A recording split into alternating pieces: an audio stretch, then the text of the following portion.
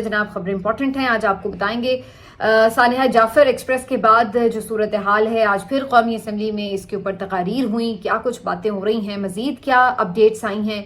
और फिर इसके साथ साथ तर्जुमान दफ्तर खारजा का एक स्टेटमेंट भी आया है जो कि पहले आने वाली खबरों से कुछ मुख्तलिफ सा नजर आता है। तो इस सब के ऊपर बात होगी। आज ये भी बात करेंगे कि शेर अफजल मरवत साहब जो हैं उन्होंने आज एक इंडिकेशन दी है जिससे क्या अंदाजा लगाया जा सकता है। PMLN में रवानगी होगी या पीपल्स पार्टी में, बात करेंगे। इसके साथ साथ मिलिट्री ट्रायल्स केस के हवाले से भी एक अपडेट है, वो भी आपके साथ शेयर करेंगे। आज काफी कुछ है इस व्लॉग में। आपसे रिक्वेस्ट है कि चैनल को सब्सक्राइब कर लें अगर अभी तक सब्सक्राइब नहीं किया। तो बात का आगाज करते हैं आज कौमी असम्बली से, जहां पर एक दफा फिर पाकिस्तान तहरीक इंसाफ के रहनुमाओं ने भरपूर किस्म का एहतजाज रिकॉर्ड कराया और इमरान खान को रिहा करने के हवाले से उन्होंने नारेबाजी भी की और उसके साथ साथ वही अपने प्ले कार्ड्स वगैरह उठा के वो दाखिल हुए नारे लगाते हुए असम्बली के अंदर। आज ओवरऑल सानिया जाफर एक्सप्रेस के खिलाफ एक मुजम्मती करारदाद मंजूर की गई है और ये एक मुत्तफ़िका करारदाद है। इसमें हुकूमत और अपोजिशन दोनों ने ये करारदाद मंजूर की। मैंने ये जब खबर पढ़ी तो मैंने खुशी का इजहार किया कि चलो किसी मौजू पे इकट्ठे हुए, लेकिन जब उसकी तस्वीर देखी तो मुझे बड़ी हंसी आई क्योंकि 8-10 लोग गिनती के नजर आ रहे थे उस तस्वीर में बैठे हुए।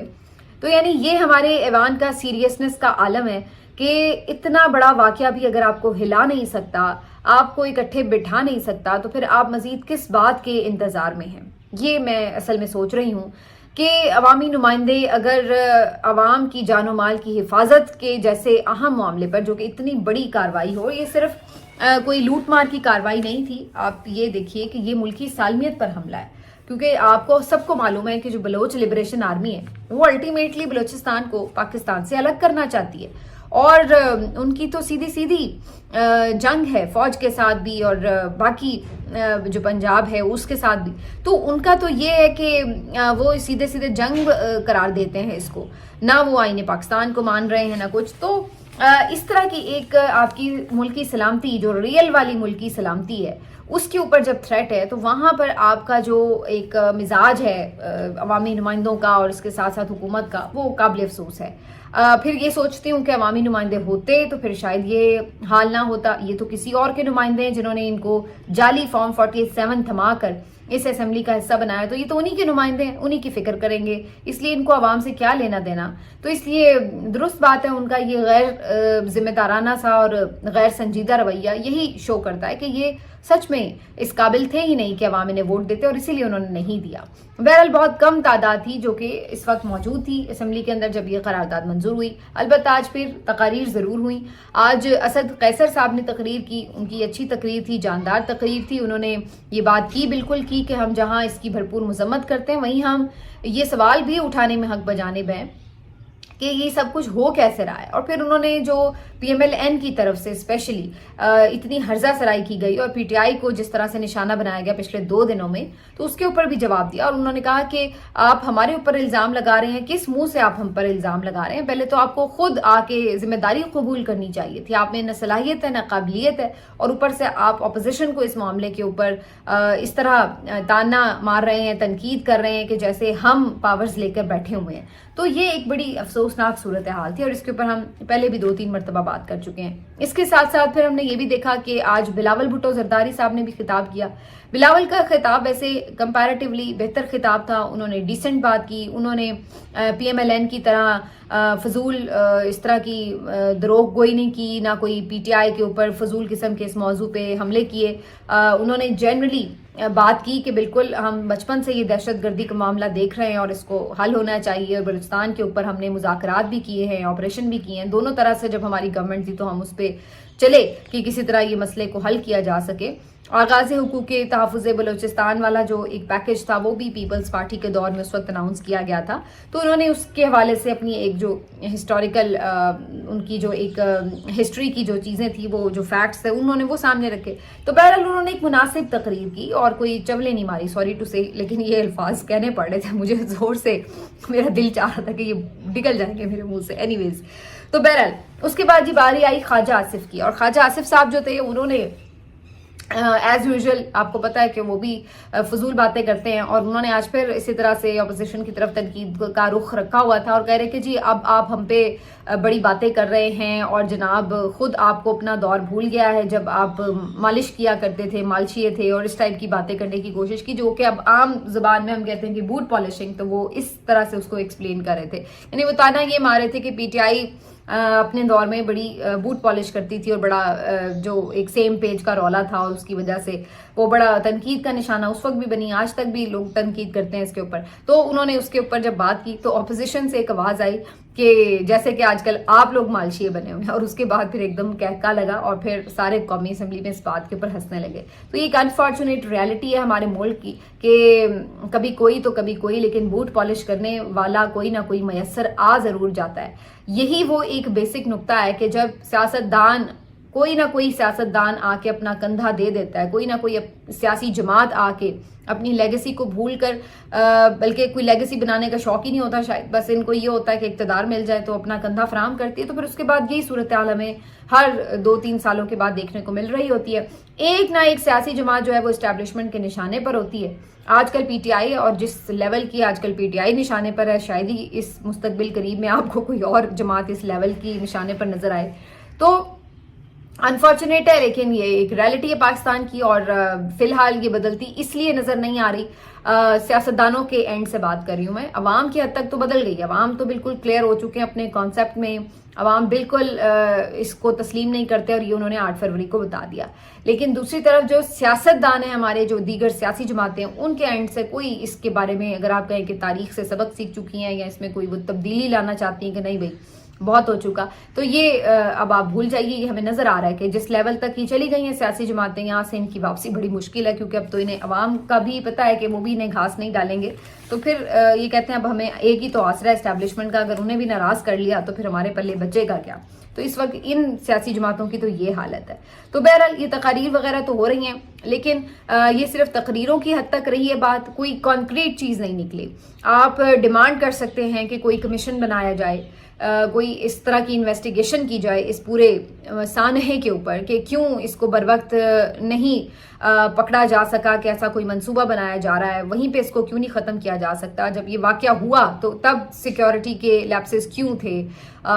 واقعے کے دوران کیا کچھ ہوا، واقعے کے بعد کیا ہوا، کسی کو تو ذمہ داری لینی پڑے گی، کہیں تو آپ کو ذمہ داری فکس کرنی پڑے گی، کسی سے تو استعفیٰ لینا پڑے گا، کوئی تو سامنے آئے۔ تو یہ میرا خیال ہے کہ ایک اس کے اوپر جامع قسم کی اور بالکل انڈیپینڈنٹ تحقیقات کی ضرورت ہے، ہونی چاہیے، اور اس کے اوپر جو ہے واقعی جو سیاسی حل ہے بلوچستان کا اس کی طرف جاتے ہوئے، یا اگر آپریشن کرنا ہے اس کی وجہ سے، آپریشن تو پتہ نہیں پچھلے 70 سال سے چل رہا ہے، اگر آپریشن حل ہوتا تو اب تک حل نکل آ چکا ہوتا، ابھی تک تو ہمیں کچھ ایسا نظر نہیں آیا۔ تو بہرحال جو بھی کرنا ہے ایک کلیکٹیو وزڈم سے کرنا ہے، اور اس کے لیے ضروری یہ ہے کہ آپ تمام سیاسی جماعتیں، جو بھی اب اویلیبل سیاسی قیادت ہے بلوچستان کی، جو مقامی قیادت ہے، جو باقی وفاق کی پارٹیز ہیں، وہ سب ایک پلیٹ فارم پہ جمع ہوتے اور پھر کچھ آپ کوشش کر سکتے تھے۔ اس سلسلے میں ایک تجویز بہت مناسب معلوم ہوتی ہے کہ جہاں پہ اب بلوچ عوام کھڑے ہیں اور جو رہنما ان کو ریپرزینٹ کر رہے ہیں، آپ کم از کم ان کے ساتھ انگیج کریں، ان کو کوئی اگر آپ ریلیف دیتے ہیں کسی ڈیمانڈ کے اوپر، تو کم از کم کچھ تو وہاں پر جو ایک الاؤ بھڑک رہا ہے، جو ایک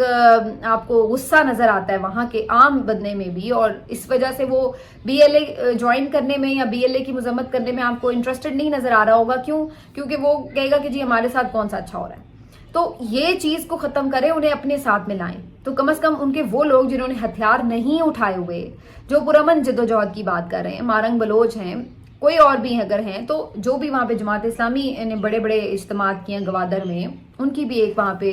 ووٹ بینک ہے، مولانا فضل الرحمان صاحب ہیں، ان کا ایک اثر و رسوخ ہے، پی ٹی آئی کے وہاں پہ اچھے سپورٹرز موجود ہیں، تو یہ پیپلز پارٹی کی تو خیر وہاں پہ گورنمنٹ ہے، تو کوئی گورنمنٹ تو چلے ان کی جیسے بھی بن گئی، لیکن چلیے ایک کچھ نہ کچھ کہیں نہ کہیں جو بھی کسی کی بھی وہاں پہ پریزنس ہے، تو آپ ان لوگوں کو انگیج کریں جو سیاسی حل پہ، مذاکرات پر، بات چیت پر بلیو کرتے ہیں، ان کو آپ انگیج کر کے اگر ان کو کوئی ریلیف دیتے ہیں، تو کم از کم جو آپ کا عام وہاں کا بلوچ ہے، پاکستانی ہے، اس کو یہ تسلی ہوگی کہ یار اس ریاست کو ہماری فکر ہے، یہ ہم سے بات کر رہے ہیں، تو جو ہماری جائز باتیں ہوں گی یہ سنیں گے، تو کم از کم وہ جو آپ کا نوجوان ہے نا کوئٹہ کا، جو آپ کا بولان کا نوجوان ہے، جو آپ کا گوادر کا نوجوان ہے، جو آپ کا پسنی کا نوجوان ہے، جو آپ کا کوئی بھی کسی علاقے کا بھی بلوچستان کا نوجوان ہے، اس کو یہ پتہ لگے کہ یار بات چیت سے بھی مسئلہ حل ہو سکتا ہے، مجھے پہاڑوں پر جانے کی ضرورت نہیں ہے، اور جو پہاڑوں پر گئے ہوئے ہیں وہ غلط کر رہے ہیں. تو اس کے دماغ کو یہ کلیئرٹی آپ نے دینی ہے، اور اس کے لیے ضرورت یہ ہے کہ آپ جو ان کی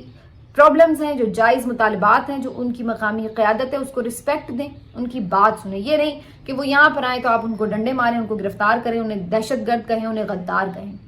تو جو ہتھیار اٹھا چکے ہیں ان کے خلاف تو آپ لڑ رہے ہیں، لیکن جنہوں نے ہتھیار نہیں اٹھائے کم از کم ان کی تو بات سن لیں. ان کو آپ لوگ کیوں غدار کہتے ہیں، ان کو آپ لوگ کیوں مارتے ہیں؟ تو یہ ایک جو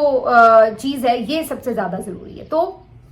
یہ ایک انیشیٹو ہو سکتا ہے، اور اس کے پیچھے بیک پر جو بھی اس پہ ڈیسیجن ہو، اس کی بیک کے اوپر جو ہے وہ سیاسی قیادت موجود ہونی چاہیے. تو یہ ایک ہو سکتا ہے، لیکن ایسی کوئی سیریس تجویز یا کوئی ایفرٹ یا کوئی حل، کوئی سلوشن کوئی آپ کو پارلیمنٹ میں اس کے اوپر نظر نہیں آیا. تو بس وہ ایک ڈیبیٹنگ کلب بن کے رہ جاتی ہے ایسی پارلیمنٹ، جہاں پر آپ آئے، آپ نے تقریر کی اور آپ گھر چلے گئے، اور اس کے بعد کوئی آپ کو اس سے ریئل سروکار نہیں ہوتا کہ اس کا مسئلے کا حل نکلا ہے یا نہیں نکلا. آگے بڑھتے ہیں جی. آج اس کے اوپر بھی بات کریں گے کہ ملٹری ٹرائلز جو ہو رہے ہیں، اس کے اوپر ہوئے ہیں، اس کے اوپر جو ایک کیس چل رہا ہے، انٹرا کورٹ اپیل جو چل رہی ہے، تو اس کے اندر آپ نے دیکھا جو کہ انٹرا کورٹ تو نہیں اس کو کہتے، اب تو وہ اپیل ہے باقاعدہ. تو اس کے اوپر جو ہے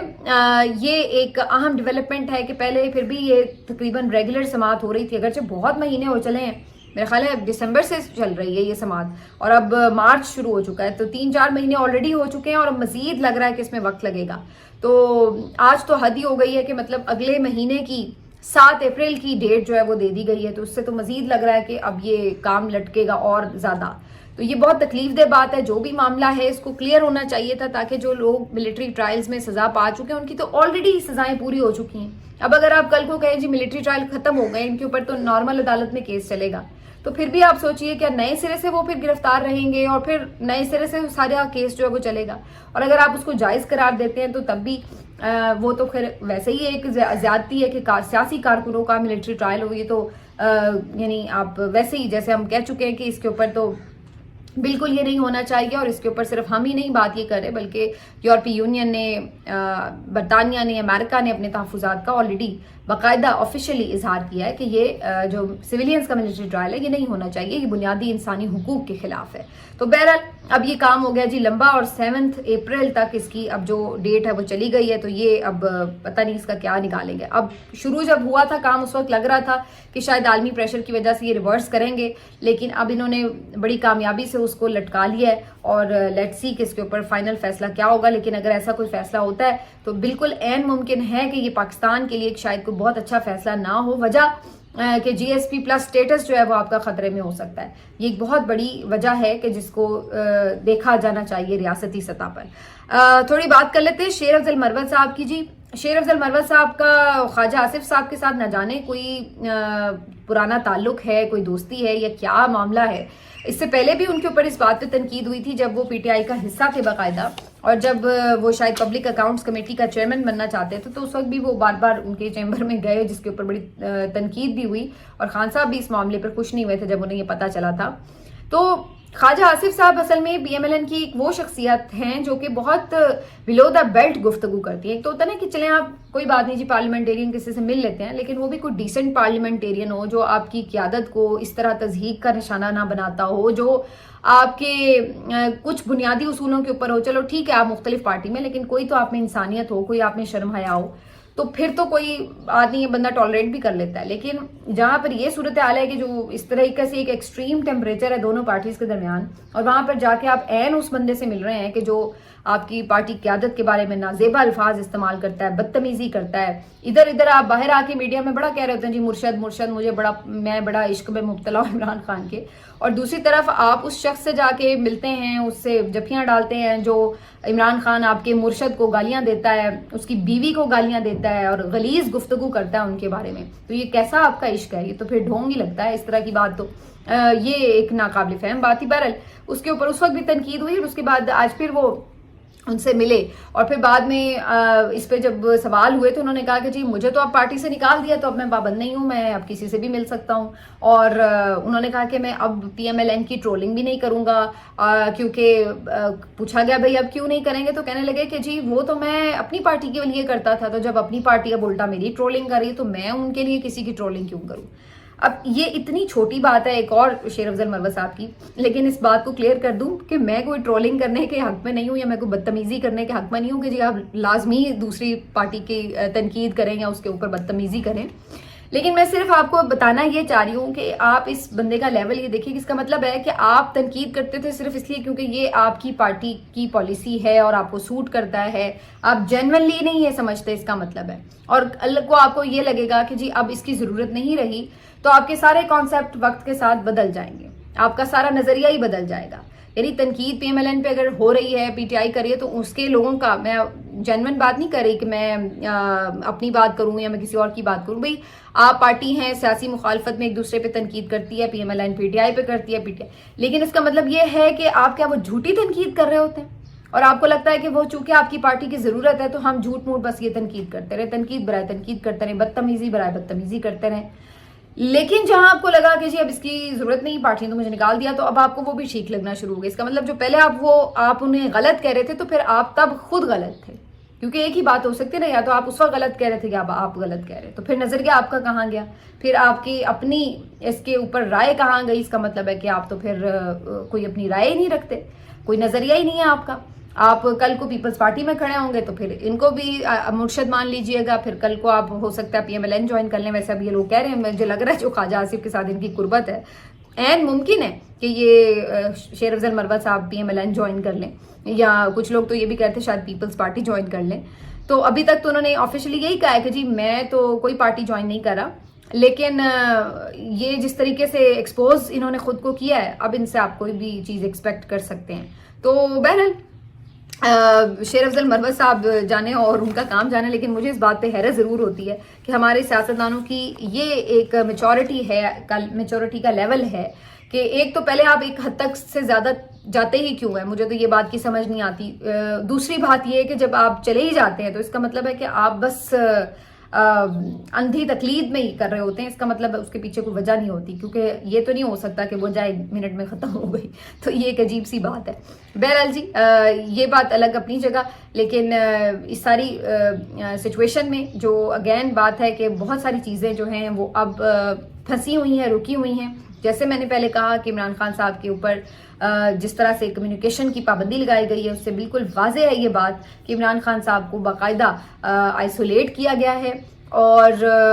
उनको बिल्कुल उनके मैसेज को बंद किया गया है, और ये बिल्कुल एक सोचा समझा प्लान है। और इसके ऊपर PTI की क्या हिकमत अमली है, ये बात नहीं समझ से बाहर है। लेकिन PTI ने एक अहम प्रेस कॉन्फ्रेंस की है जो मैं थोड़ा जिक्र करना भूल गई, मैं ज़रूर बात कर लूँ। जाफर एक्सप्रेस वाले साने के ऊपर आज सलमान अकरम राजा साहब ने भी प्रेस कॉन्फ्रेंस की है। उन्होंने बड़ी अच्छी एक कैटेगोरिकली बात की जो मैंने 2 दिन पहले खुद की थी, आपको अगर याद हो, अगर आपने मेरा व्लॉग देखा हो, तो उन्होंने ये बात की कि जी कोई भी अगर सोशल मीडिया पर कोई अकाउंट भी आके कुछ बात कर जाता है तो उसका मतलब ये नहीं है कि वो आप PTI के खाते में डाल दें, बल्कि उन्होंने तो इस हद तक एक कदम बढ़कर आगे ये बात की कि बाज़ औक़ात तो जानबूझ के इस तरह के किसी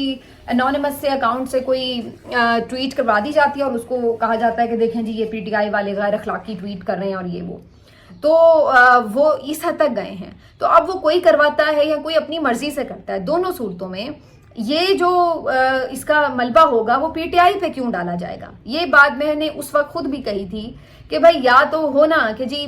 PTI की जो MNAs हैं या पार्टी ऑफिशियल्स हैं उनकी तरफ से, पार्टी अकाउंट की तरफ से कोई ऐसी चीज़ आई है गैर अखलाकी, सानिया जाफर एक्सप्रेस के हवाले से, फौजियों के हवाले से, या कोई ऐसी बात हुई है, तो फिर तो समझ में आ रहा है कि आप कहेंगे जी ये देखें ये ऑफिशियल बंदा इनका ये कह रहा है। और जब आप ये कह रहे हैं कि जी